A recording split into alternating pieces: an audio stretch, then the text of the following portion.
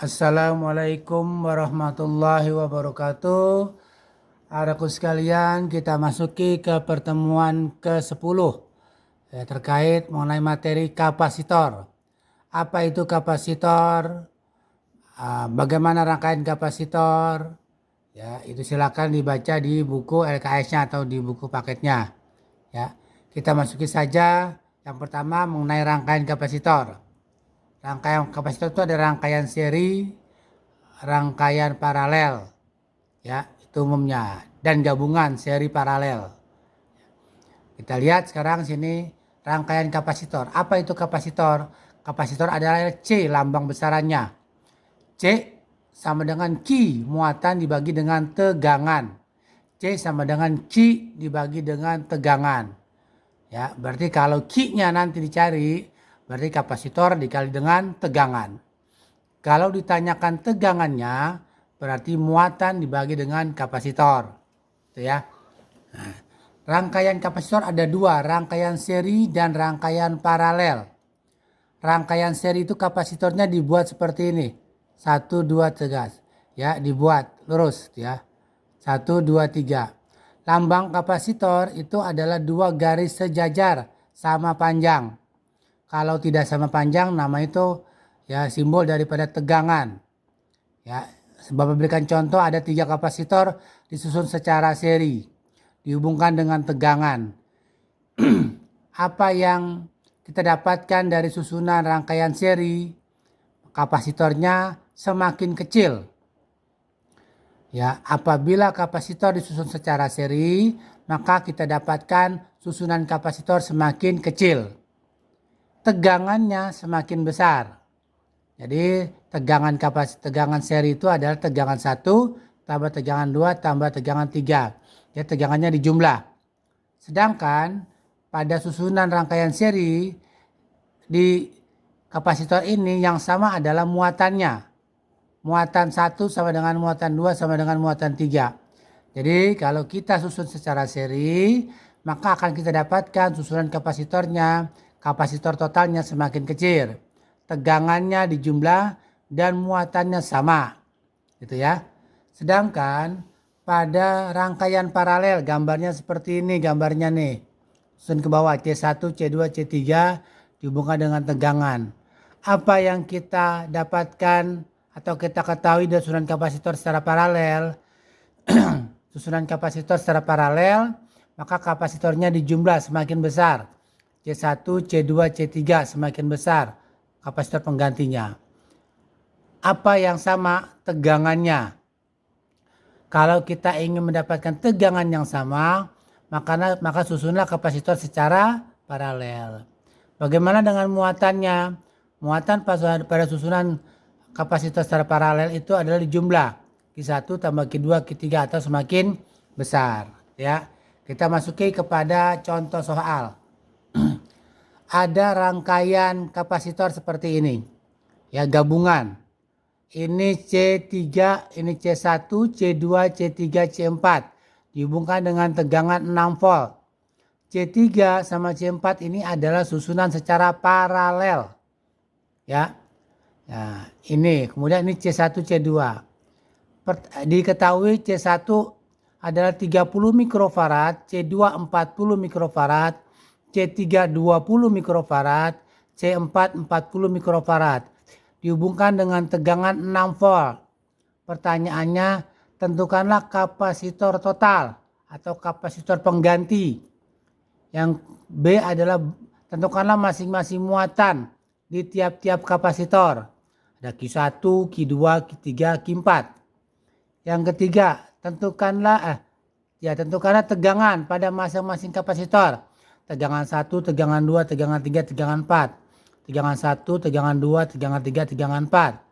Yang keempat adalah tentukanlah energi yang tersimpan di dalam kapasitor tersebut. Ya, tentukanlah energi yang tersimpan dalam kapasitor tersebut. Kita jawab. Yang pertama, langkah pertama adalah ini kan rangkaian gabungan kapasitor. Kita sederhanakan terlebih dahulu. Bagaimana caranya? Ini adalah paralel C3, C4. Tuh, maka kita jadikan sederhana begini. Jadi C paralel. Jadi ini C1 sama C paralel. C paralel dari mana? Gabungan C3 sama C4 ya. C2 tetap. Kemudian C1 sama C paralel ini adalah rangkaian apa? Iya, pintar. Rangkaian seri. Maka rangkaian C1 sama P1 ini adalah rangkaian seri. Jadi begini nih sederhananya nih. Ya kan? Kemudian C seri itu diperoleh dari C1 sama C paralel 1, ya kan? Kemudian C seri ya ini digabung dengan C2, apa rangkaian namanya? Iya, pintar, di paralel. Jadi CS dengan C2 adalah C paralel. Sehingga ini adalah rangkaian akhir, penyederhanaan akhir dari rangkaian kapasitor gabungan. Berarti kalau ini C paralel, maka ini adalah tegangannya tegangan paralel gitu ya. Nah, sekarang kita lanjutkan. CP1 ini. Ya, CP1 adalah diperoleh dari C3 sama C4. Tadi untuk paralel C-nya semakin besar. Maka CP1 ini adalah C3 tambah C4. C3 itu adalah 20 mikrofarad. Ya, kemudian C4 adalah 40 mikrofarad. Dijumlah jadi 60 mikrofarad ya. Kemudian CP1 dengan C1 itu adalah seri. Ya, ini seri. Maka digabungkan secara seri atau seper CS1 boleh. Ya, 1 per CS1 ya. Di sini kita dapatkan ya 1 per C1 ditambah 1 per CP1. Karena apa? C seri ini diperoleh dari CP1 dan C1. Jadi 1 per C1 ditambah 1 per CP1. 1 C1-nya adalah 30 mikrofarad. Sedangkan CP1-nya adalah 60 mikrofarad. Jadi seper 30 tambah seper 60. 60 samakan penyebutnya 60 bagi 32. 60 bagi 61, 2 tambah 1, 3. 3 per 60. Ingat, ini adalah seper C seri. Kita tanyakan adalah C serinya. Berarti dibalik. C seri berarti 60 per 3 sama dengan 20 mikrofarad. Nah ini kemudian yang terakhir. C seri dengan C2 adalah secara paralel. Ini CP2. CP2 itu diperoleh dari CS sama C2. CS-nya tadi 20, C2-nya adalah 40. Jadi C paralel 2 adalah 60 mikrofarad ya. Kemudian ya di sini ya kita lihat ya rangkaian akhir adalah ya rangkaian akhirnya nih sekarang. Rangkaian akhirnya adalah paralel. Jadi rangkaian akhirnya tadi adalah paralel. Jadi di paralel ini tegangan paralelnya adalah 6 volt. C paralelnya adalah 60 mikrofarad.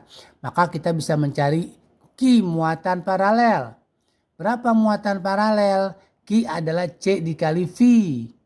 Ya, C dikali V. Karena ini adalah Q-nya Q paralel, maka C-nya C paralel. Tegangannya tegangan paralel. C paralel 2 adalah 60 dan tegangan paralel adalah 6. Jadi muatannya adalah 360 mikrocoulomb, ya kan?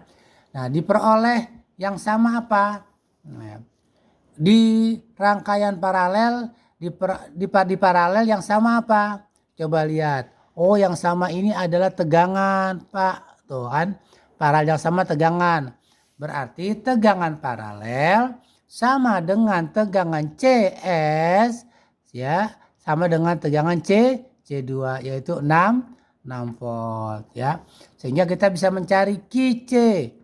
QC ini adalah CS1 dikali V CS1. CS1 adalah mana CS1 nih? 20. Ya, tegangannya sama 6. 20 kali 6 120 mikrocoulomb.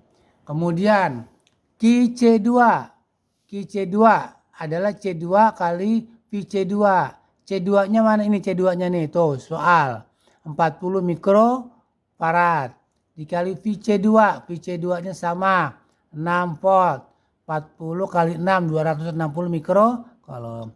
Kalau kita jumlah QC1 dan QC2 adalah 360 mikrokolom. Betul, tuh sesuai. Ya, sesuai tuh ya. Kenapa? Karena Q sini sama Q sini jumlahnya adalah Q yang di sini itu ya. Nah, QCP itu. Ya QP2. QP2 adalah 360, 60 berarti sesuai. 120 tambah 240 adalah 360. Nah, sekarang kita sudah ketemu C2 ya. Nah, sekarang kita cari sini nih. Kita beralih ke sini, CS. Rangkaian seri di sini CS. Ya, CS ini diperoleh dari C1 sama CP1 ya kan. Nah, di sini rangkaian seri.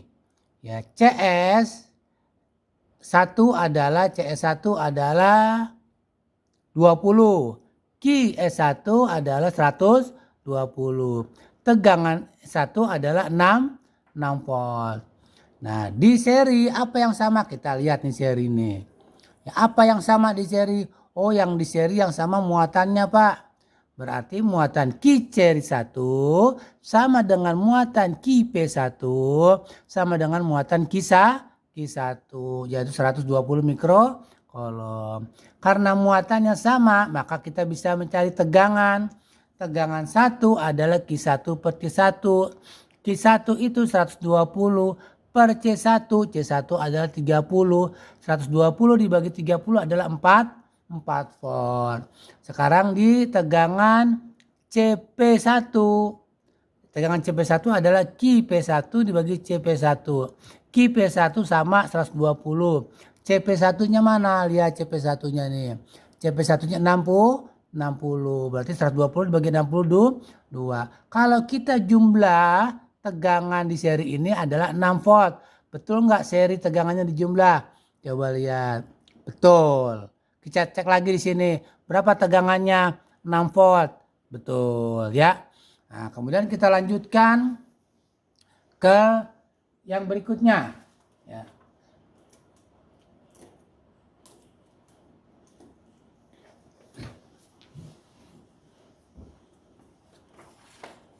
Ya, Bapak pindahkan di sini yang berikutnya.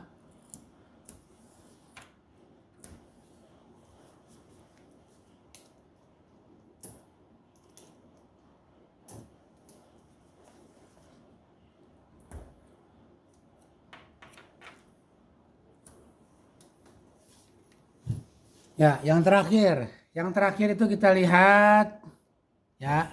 Yang terakhir kita lihat di sini. Nah, digeser dulu ya.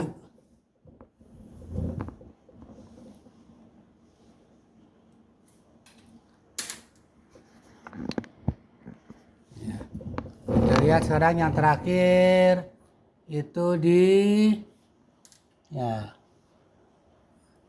di rangkaian paralel sekarang. Nah, sekarang di rangkaian paralel ini ya.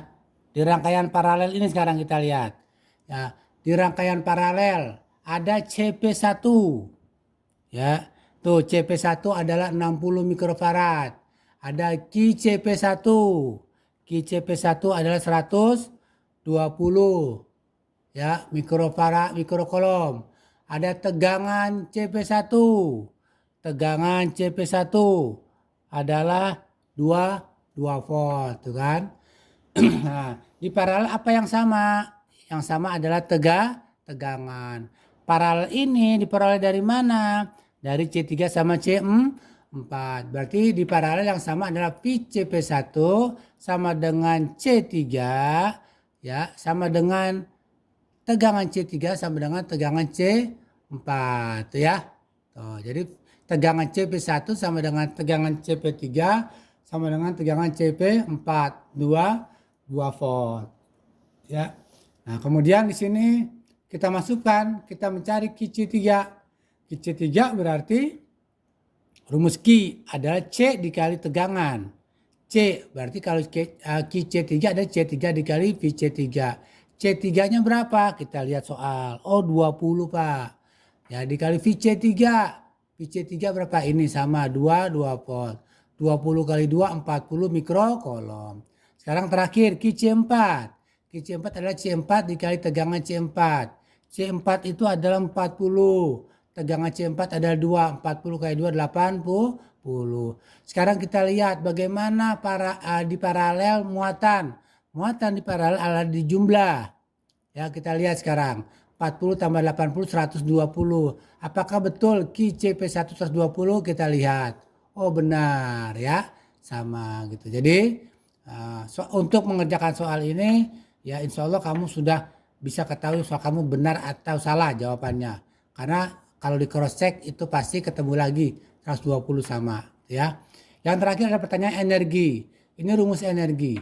Energi kapasitor adalah setengah dikali C akhir ini kali C akhir ini dikali tegangan P paralel dikuadratkan.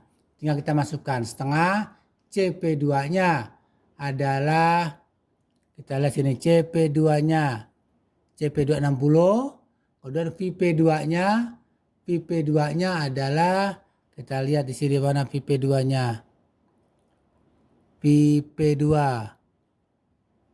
VP2-nya adalah 6 ya, VP2-nya adalah ini, VP2-nya adalah 6 volt ya, sehingga di sini kita dapatkan energi yang tersimpan dalam kapasitor adalah 1080 joule gitu ya.